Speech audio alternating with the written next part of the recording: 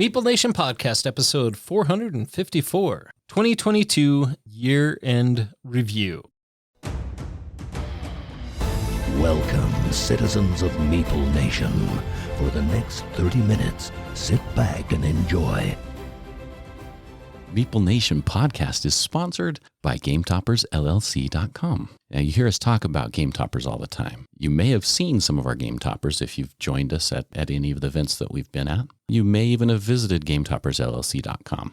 You've heard us talk about Kevin Berkey, the owner of GameToppersLLC.com. Hopefully it hasn't all been for naught, because GameToppersLLC.com is definitely a site worth visiting. Toppers that they have, the mats that they have, all the accessories that they have, the legs, the dining leaves, the several different sizes of game toppers, all of this amazing gear that will improve any game that you throw down on top of it is available at GameToppersLLC.com. Throwdown with GameToppersLLC.com. So I was able to install my leg kit for the first time on Friday. It is gorgeous. It works so great. I have 3 Mycrofts. My concern was that larger table, that 4 foot by 6 foot table, even with the legs, was going to be a little bit unstable. Yeah. And it was not. I was very impressed with the design, and it really wasn't too terrible to install. Put your braces on, put the legs on, flip your table up, and it's ready to go. And it looks slick. It really does. It looks great. You should take some pictures of that table and we can share it on our Instagram link. And we should also share some pictures of the dining leaves on that second Watson over thither. It has Gloomhaven set up underneath so that we can play that anytime we want. Pull off those dining leaf covers. And when we're not playing Gloomhaven, we can put those leaves back on and play something right over the top of it. In fact, once the dining covers are available for the Mycroft, that will probably be my next purchase. Considering where that third topper is, it's upstairs in our family room area. We already have a table up there for dining when we have big groups. It would be really nice to have the dining covers on that table for that purpose, and then it could just stay up all the time. And if you're looking for that perfect storage option for Gloomhaven, go to GameToppersLLC.com, get a table and some dining covers, and that's a perfect solution for your Gloomhaven. Never take it down. We are the hosts of Meeple Nation. I'm Douglas Stewart. I'm Nathan Howard. I'm Dave Holliday. And I am Andy Holliday.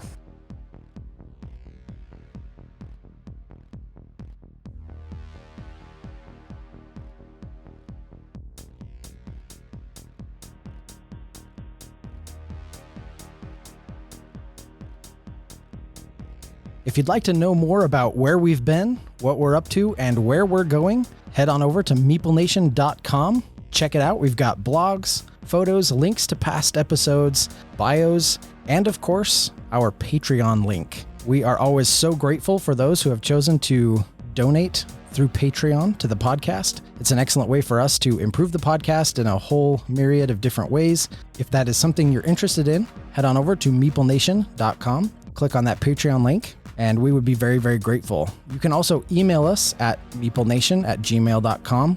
We'd love to hear from you. Any feedback, questions, concerns, comments, gossip, whatever you got. We're listening. Yes, we are. I'm sorry, what? Most of us are. This week, we are discussing our gaming highlights for 2022. It's been a great year. It has been an amazing year. I've played more games this year than I ever have. You've played more games this year than most people have played in their entire lives, probably. That could be. And speaking of that, Nathan, I think I know what is probably your number one gaming highlight, or at least it should be. The fact that your wife overtook everybody on number of plays. I am super excited about that. My wife is my number one gaming companion, and that we've played over 1,000 games together. A bulk of that probably this year. It's been a huge change. I was concerned that our marriage wouldn't survive this move. In fact, we have become more gaming focused now than ever before. And I think a lot of that has to do with the fact that all my games are under this roof. We have that opportunity, as opposed to in the past, we had a separate location for the game library. I'm leaving the house, whereas now we game at the house. And I think a lot of it also goes to the fact that our gaming group is awesome. And our gaming group does a lot of stuff besides gaming. We've gone to comedy shows together. We've shared in high school play experiences. We've had dinners together. We celebrate Thanksgiving-ish dinner together. We had a Friendsgiving. We're going to celebrate New Year's together. All that camaraderie that make our group more than just the 4.5 of us hanging out playing games. We've become a family. Absolutely. And for those of us who have kids, they all get along really well and like to hang out with each other. So it's My kids don't hang out with your guys. well, come on, Nathan. Not all of us are that old. Oh, that's probably true.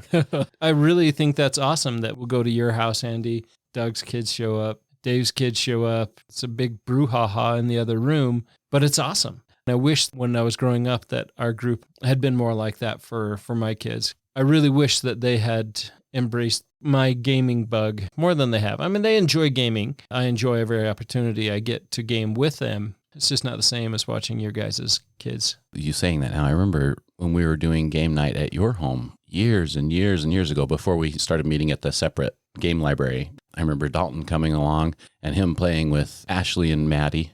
That was kind of cool, them playing together that way. Yep, now they're all married and in prison. Darn tootin'. So, Doug, what were some of your game highlights for the year? Well, I'm going to piggyback off that idea of playing games with our kids and getting them involved. My youngest son, Brigham, I've had a really great time playing a couple of games with him this year. The first half of the year, we played round after round after round of Radlands. This is just a really slick little 2-player game, head-to-head, so it's kind of a battler. It has a post-apocalyptic theme. Features art by Manny Tremblay, who's one of my favorite artists. We just get that out, go round after round after round. In fact, at one point, we had a bet going that if he could beat me, I'd take him out to dinner. He never did get that dinner. We've played that one so much, in fact, that we're both antsy to see it get an expansion, or because we kind of had fully explored what that had to offer. Playing Radlands with my son was awesome this year, and that's a great game. I highly recommend checking that one out. We also played a ton of Marvel Champions. He and I throwing decks together and fighting all the rogues from the Marvel universe, and have had a really great time getting that one to the table. In fact, right now we've halfway through Rise of Red Skull campaign. That's just sprawled out on the table at home. So we got to finish that sometime this week. Playing games with him this year has been a real highlight for me. Early this year, we had the opportunity to go to BryceCon together. For those who don't know, SaltCon is a gaming event that happens several times here in the state of Utah. BryceCon is one of their events that they host down in Bryce Canyon, Utah, which is down southern Utah, the Arches National and Zion's and some of those pictures. It's near all of that. There's some great hiking out there. One of the things that I loved early this year is I got my wife to go down there with me, and we had a great time. We played a lot of awesome games. We always loved getting together and hanging out as a group, like we've already mentioned. But then kind of a real big highlight for me is my daughter, Noodles, who is down at Southern Utah University in Cedar City, Utah. She came up the last night of BryceCon, stayed the night with us, and then we went out and did some hiking that Sunday. It was just awesome. Doug, you hosted what we called the Dig Con at your wife's elementary school this year. Your other son, Seth, is not really much of a board gamer per se, but I was able to play Return to Dark Tower with him. And it was fun to watch him be excited once we finished that he really enjoyed the game, and to have him come up to you, "Hey, Dad, that was really fun. Do we have this?" And you're like, "Oh, yeah, we've got it." That game is one of my highlights anyway. It's such an amazing game. But to see someone play it who doesn't have a lot of interesting games and to have so much fun with it, that was really cool to see. Things like that, little moments like that, are turning him into more of a gamer than he normally would be. I remember walking by and seeing him sitting at the table as you guys were setting that up and getting that going, and I was like, oh man, I hope that goes okay. But he absolutely loved that game. In fact, playing that game kind of gave him the courage to jump into a game of Champions of Midgard that we played over the Thanksgiving break with some family, and he won that game by 1 point, because he'd picked up a special in-game scoring card. That's awesome. And it was awesome. So he's turning into a little bit more of a gamer because of some of those things. And Return to Dark Tower, just such a good game. Phenomenal. I was going to say Return to Dark Tower probably made the list for all of us here It as did. a It's on gaming my highlight list this year. I omitted it off my list because I knew it was going to be on everybody else's list. I want to go back to BryceCon. There was a couple of games that I played at BryceCon for the first time that were huge highlights. It made that 2-day experience very memorable, something that I've talked about with my wife several times. And hopefully, coming up in January, she'll hopefully be attending that with us as long as we find a babysitter for the dog. But So Clover was a game that we got to play at BryceCon. Extremely enjoyable. The stories that blossomed from that experience. We went clear to, I think it was almost 3 o'clock in the morning. We're very disruptive to the other tables, which is downright rude of us. But we were cry laughing. We were laughing so hard and sharing stories. All led into playing Medium after that. They're both word clue association games. Those experiences there. And I come back to our group being so close-knit now that has just made some of those experiences. While you guys were playing Harry Potter at the other table, it was Lydia, it was Adrian, Dave, and Nola. We were all playing together. The memories that were formed are memories that are going to last for a long time. I mean, that experience is something that hopefully you're going to reclaim the next time and be able to experience and share in some more of those similar adventures. And the SaltCon Bryce is a far more intimate convention than SaltCon Spring and SaltCon Summer and even SaltCon End of Summer. SaltCon Bryce is limited to, I think it's 250 people. It's a small hotel. The convention room area there is very small. But that was so much fun there. I enjoyed that so much. Well, it's just such a great opportunity to focus on games. We get caught up in hosting events and doing that kind of thing at the other SaltCon yearly conventions. And it's really nice to go to SaltCon Bryce and have that opportunity to just focus on games. For sure. I remember I almost didn't bring So Clover. I bought it because it was recommended. And so I wasn't sure if it was going to make it in my bag. Grabbed it real quick the night before, or maybe it was 2 nights before the convention. And we played a quick round with my wife and my daughters, and they absolutely loved it. Like, okay, that one's got to go in the bag. We got to take that one. And then that ended up being one of the biggest hits there. That game generated a lot of fun. Dave, you were talking about your daughter Noodles being there, and you guys went and hiked, and we were out and we enjoyed the park that last day. But just as we were getting ready to check out of our room, you guys popped in and we've got to show her this game. I really want to show her So Clover. And so we sat there on that little chair in the room and played So Clover. That was fun. SaltCon Bryce was awesome. It was. The one downside I can think of to it is just that those games that you mentioned, So Clover and Medium in particular, my wife loved both of them. So we went out and bought them, and we played them several times since then. We haven't had that same experience. We've enjoyed it every time, but how you pointed out how much fun it was and just how much we laughed every time I play it, that's what I'm searching for. Somehow I keep getting let down with not having that, but we have enjoyed it every time. And yes, Doug, like you said, Nola or Noodles, that was one of the things that she requested for her wedding was a copy of So Clover because she really did enjoy it. Andy, what was another highlight for you this year? During SaltCon Spring this year, we hosted Tome Saga, the West Kingdom Tome Saga. Yes. And it was on my list to play Tome Saga ever since it came out. I got it as soon as it hit retail, and we just never, ever got it to the table. And finally, we're able to play it. We played each game one day over a 3-day period, and I really had a good time. I'm not sure if it was just that I love the West Kingdom games. I love all 3 of them. Tome Saga adds a little bit, not a ton to it. I had fun how it connected all 3 of them. I've added a little bit of a campaign, a little bit of a story to it. Very light, mind you, but I was thrilled that we were able to actually do Tome Saga. I like the carryover. Like you said, it's not a very big carryover, but the fact that there is that link going from one game to the other to the last one, I really enjoyed because we played it right before SaltCon to kind of test it out. I did really good the first game and then kind of fizzled out and then just plain crashed the third game. I enjoyed that experience of the Tome Saga as well.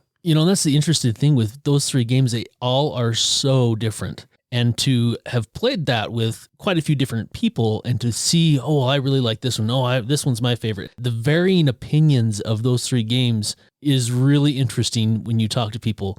Probably most people really like Architects the most. I think, Doug, your favorite was Viscounts, if I recall. Yeah, absolutely. I think my favorite is actually Paladins. So it's really kind of fun to see what really strikes chords for people with those 3 very unique games and how they are able to blend them with Tome Saga. Tome Saga was actually one of my lowlights for the year because you guys played it without me, and I was really looking forward to it. We need to revisit that. I think my opinion is the unpopular one at the table a little bit because I could take or leave Tome Saga. Personally, this is just Tome Saga according to Doug, but playing those 3 games back to back was fantastic. And I do that anytime. Just play those back to back. The linking elements in Tome Saga, I have some nitpicks with, but that was awesome to play those games back to back at SaltCon. I am just a big sucker for any kind of cohesion, any sort of legacy campaign, even in TV shows, crossover events in TV shows. For me, for whatever reason, that's just always something that I really, really love.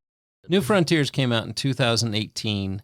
I didn't really get a chance to play it until this year. I struggled with it at first, but out of the Race for the Galaxy games, I actually almost feel like I enjoyed this one the most. It may have a fact that I beat you every time, Dave, which maybe has a little bit of happiness in my inner soul. Gives it a special place. Eh? Yeah, I really enjoy how it plays out. I enjoy the way that the developments are different and different from Race for the Galaxy. I'm not even going to talk about Roll for the Galaxy because I think that game is rubbish.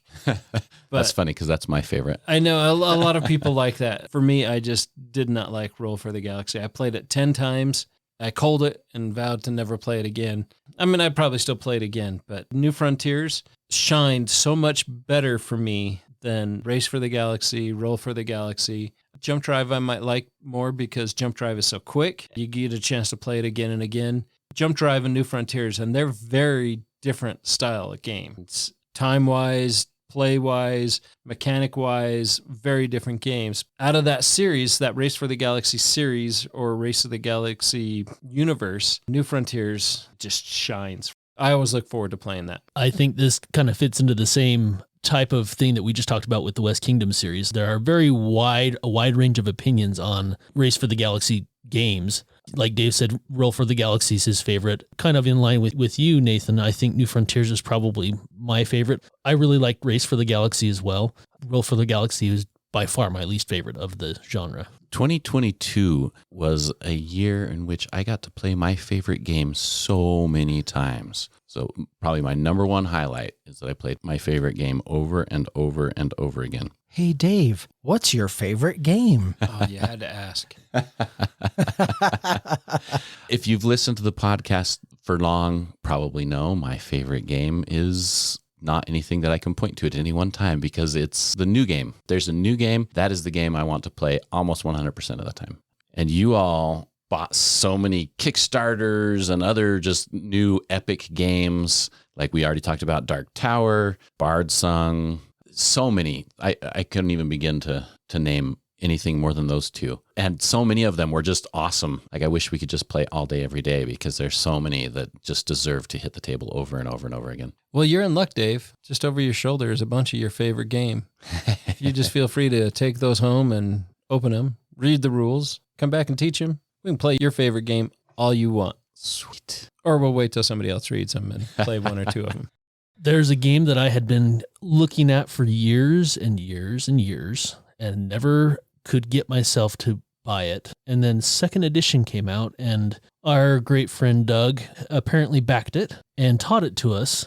I loved it. And I loved it more than I thought I was going to love it. And that Zombicide! Yes, Zombicide second edition. Oh my gosh. Had I known the Zombicide was so fun. Thematic wise, I'm not a big zombie fan, but oh my word, what a riot. I've had so much fun playing Zombicide. The first time we played, we talked about that in our podcast, and that's worth a listen if you want to go and listen to it. We got to play as the U.S. presidents, and it was so fun. The cinematicness of that play was crazy. We haven't been able to repeat that just because of the fact that we were playing the presidents. That was a Kickstarter exclusive, unfortunately, but I had to pick it up. I had to pick Zombicide second edition up, and we've played it several times. I've played it with my kids. We've played it in our game group on Friday. It has been a riot every single time it's gotten to the table. If you're interested in listening to that episode, we dedicated an entire episode to it. It is episode 441 a couple months ago. I was totally blindsided by how enjoyable that game was. We sat down and we played it, and I was reluctant to play it. I've had that experience twice this year where I've been very reluctant to play a game and found that I very much enjoyed that experience. But Zombicide was a blast. It was hilarious. It was quick-paced. I was overly concerned that it was going to be this long, drug-out game. When I looked at the rules, I didn't realize it was a campaign book. So I was worried about, this game is going to be just overly rule-heavy. And it was actually really simple. The fun level was on the top of the chart. Zombicide is one of those games that I think there's a lot of people in the hobby. It's kind of turned into one of those that people sort of stick their nose in the air and just, it's CMON, it's a zombie game, blah, blah, blah. I'm not going to play that. But honestly, if you can just get it to the table, relax, get into the theme of it, take your character around just mowing down zombies, and especially if you can do it with Reagan's ray gun or, Obama with an AK-47 or rocket launcher, whatever it was. It was Obama with the rocket launcher, saving the day. But if you can just sit down and kind of get into it, it's a really great time. The majority of us, I would say, are very much into strategy and the games that you can really build a strategy, how you do. Zombicide doesn't really fit that, but we all really enjoyed it. Richie, my brother, probably one of the biggest people that I know that they want a game that is 100% strategy. That's all it is. But he even loved this game. This is a game that, like you said, if you allow yourself to just get into the theme and just try and visualize the cinematography or whatever of your playthrough, you're going to enjoy it. Another game that I was super excited about this year was a game that wasn't anywhere near my radar. It was one that Andy backed. And when Andy started to explain it, there's never been a game that I have been so excited to play before we're even through the rules explanation. And that was Tiny Turbo Cars. That game was phenomenal. I was giddy, downright giddy to get ready to play this game as we're explaining it. And it's a simple game. You're racing remote control cars through the bedroom and you're trying to avoid obstacles that are in your room. There's rugs, there's other toys. There's a hole in the floor that you don't want your car to go into. You don't want to step in it either. By the time we got ready to start this game, I was so excited to play this, and it did not disappoint whatsoever. I mean, I ended up winning the game, and we haven't played it since, but this one that I'm still looking forward to. It's one that I picked up after Andy just to increase the chances of that game getting played. And maybe I'll put that on my 10 for 10 next year just so I can force everybody to play that game. Tiny Turbo Cars was awesome. And the great thing is it's a racing game and it plays so quickly. There are some racing games that just drag on. It's like, wow, this is really supposed to be a racing game. And it is just way too long. We're looking at you, Formula D. Yes, we are. It plays quick. There are a lot of different cars. All of them have asymmetrical powers that you get to try out. And there are different map tiles and you can pick up different gear to use. And that changes every game. But what really sold me on that game, once again, thank goodness it wasn't a nerd tax because it totally could have been, was the controllers. It's one of those old school little tile puzzles that have just the numbers on them that you used to slide around to try to manipulate the numbers, but it has all of your different actions that your car is going to do, and you're programming your car what it's going to do for the turn. Everybody's doing that at the same time. And as soon as you finish, you say, yeah, I'm done. You pick up the top smiley face token. Once there's only one left, the countdown begins. Everybody out loud counts down from 10 down to 0. And that last person, if they don't finish, well, they're stuck with whatever their program is shown. Unfortunately, that's usually me. That was such a great feature of the game, though. I loved that. Get that anxiety. You're trying to hurry, and some of the tiles get a little stuck, and your thumbs are going as fast as they can. Such a great mechanic to kind of provide that remote control experience in your hand as you're trying to program your car. Andy, all you have to do to not have that consistently be you is play the game with me. That's true. Dave, you would hate this game.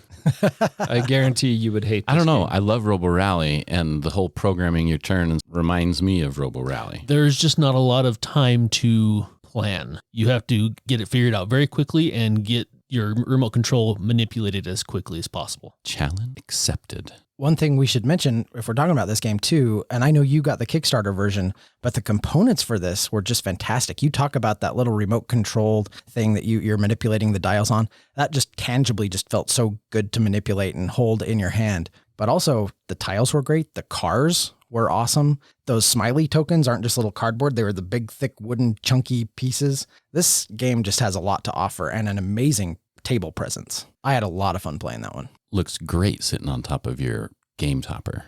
Earlier this year, in February, on February 22nd, which fell on a Tuesday, so 02/22 of 2022 on a Tuesday, we did a big 2-player extravaganza at my house. That was so much fun. We set up all the tables, kind of pushed everything out of the way, got kind of this big addition in our house. We had room to just set tables up everywhere. Had kind of a 2-player game library. People came over. We logged probably close to 50, maybe 60 games that got played, but had such a fun time. And that's one of those things that I have to mention this year because, that date's not coming around again anytime soon. So That was in February. yeah. That blows my mind. I thought that just happened. Yeah. What even is time anymore?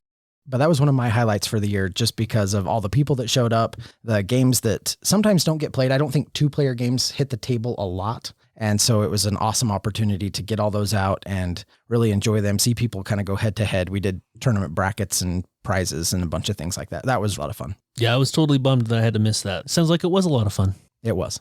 What do you got next, Andy? Me? Don't talk about Cooper Island. It sucks. So Cooper Island, it's been sitting on my shelf. I'd played it years ago. It'd been sitting on my shelf for forever. I finally decided to reread the rules, take it off the shelf of shame, and play it again. And everybody loved it. And that's my highlight. Yeah, Nathan, will you tell us about how much you loved it? I did not like Cooper's Island at all. I can't say I didn't like it at all. I had a very tough game, and you guys had just played it. And so we were playing the second round.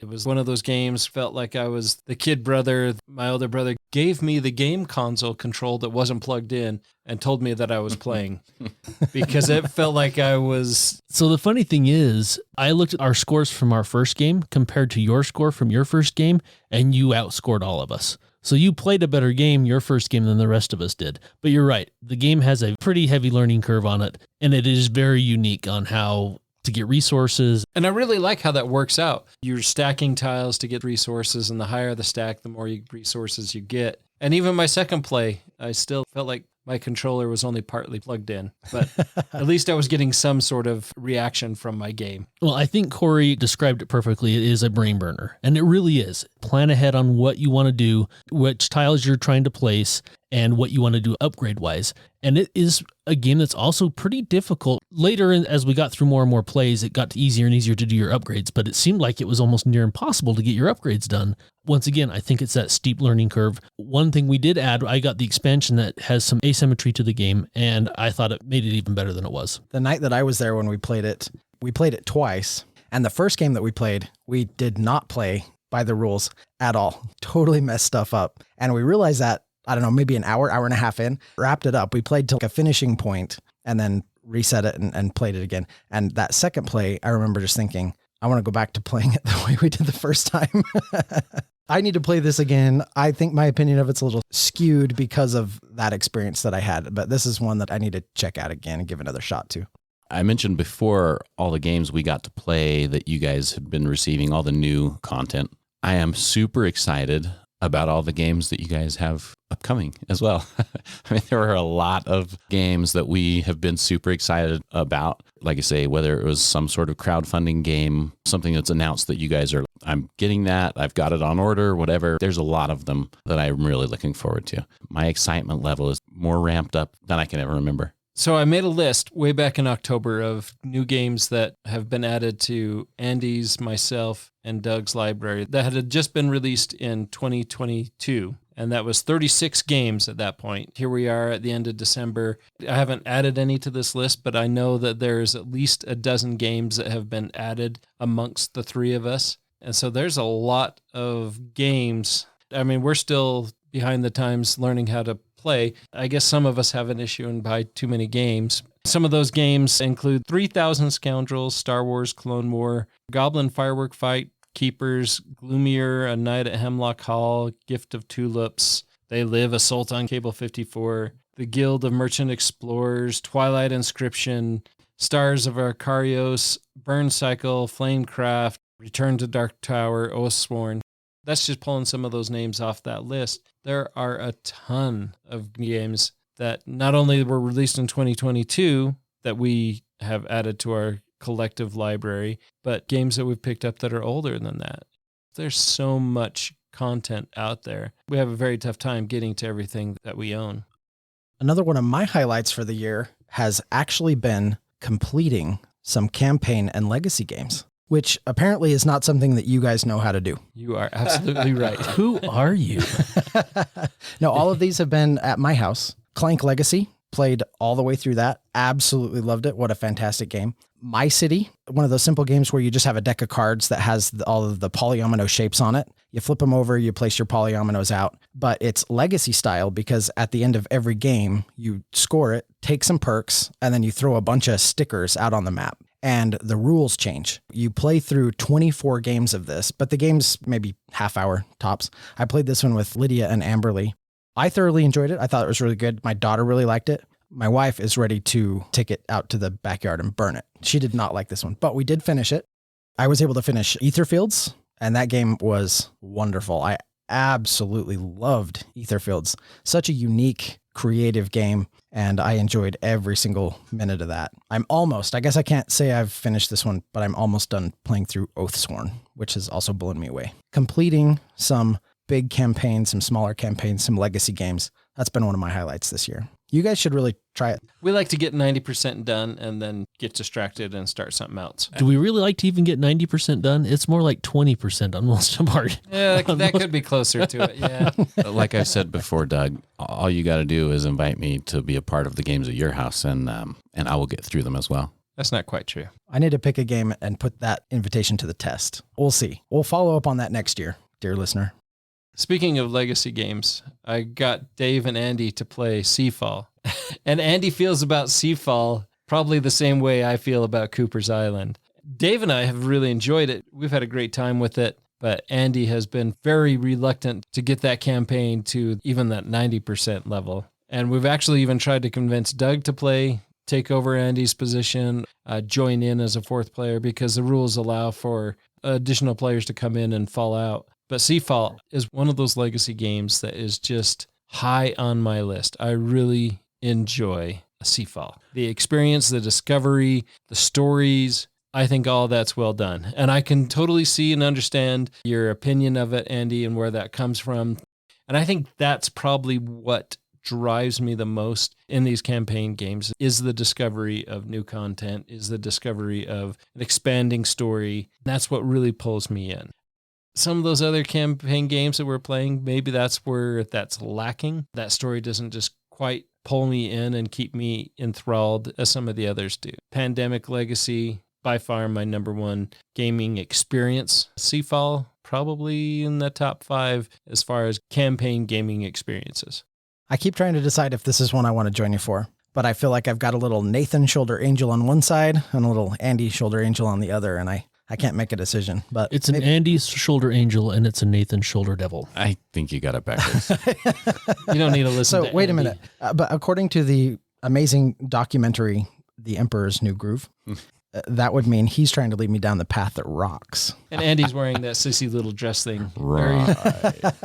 That could be true. I'm just trying to help you. That's all. I think you're spot on, Nate, with Seafall. The gameplay in Seafall, how it goes from one to the next, cohesion, how the story advances like that, probably better than any other legacy game I've played. To me, that discovery and that continuation is also one of the biggest things for me. I think it just comes down, Doug, to how important balance is to you. If it's important that the game is very balanced, which I don't think it is, which is unfortunate because I think my issues with it would have been easily fixed. I would like the game. It wouldn't be in my top 10, but I wouldn't be enjoying the game far more. But there are things that are out of balance that just drive me crazy when we play.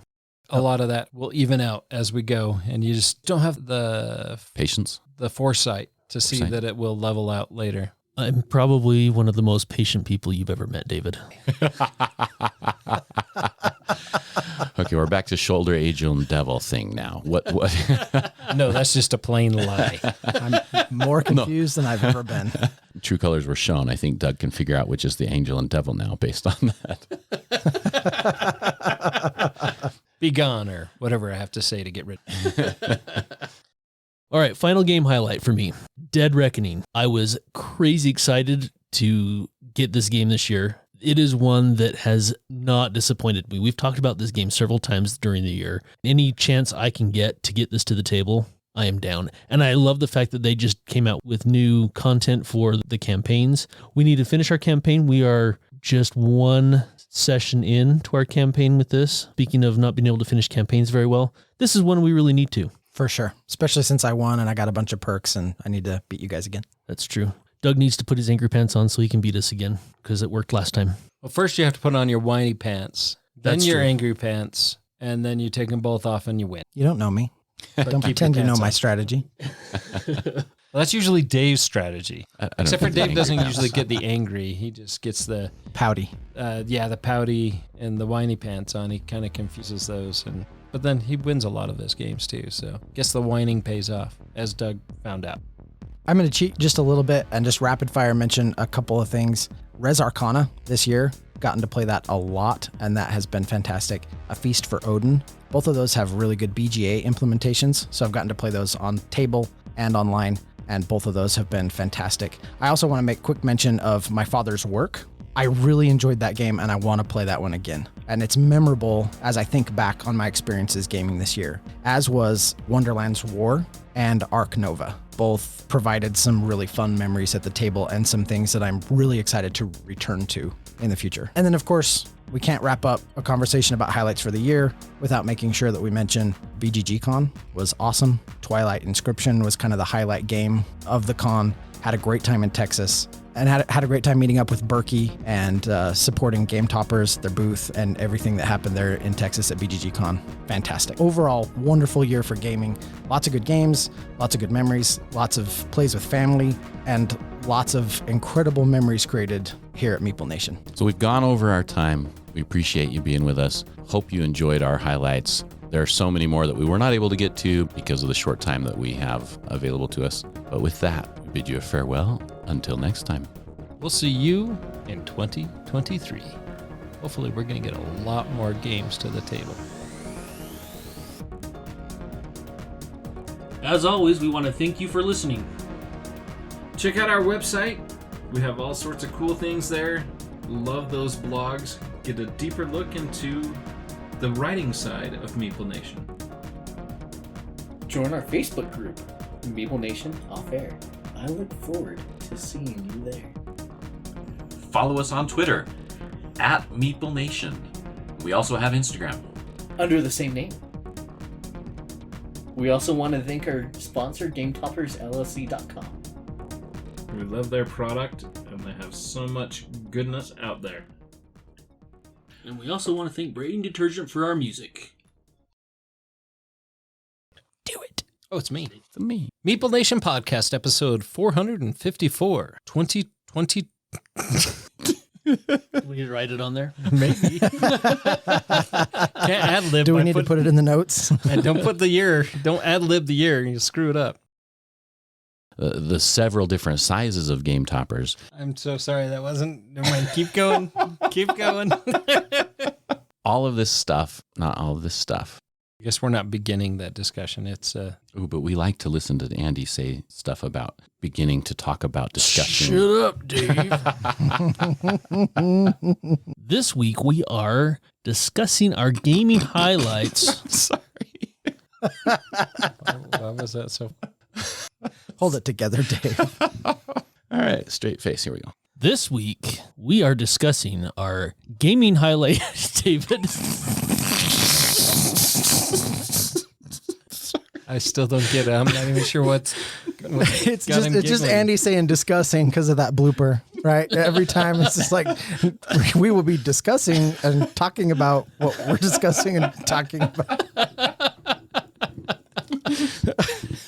And that time, it was just that I accidentally made eye contact with Andy as he was saying it, and then it just and he's the one who cracked, not me. I'm just saying.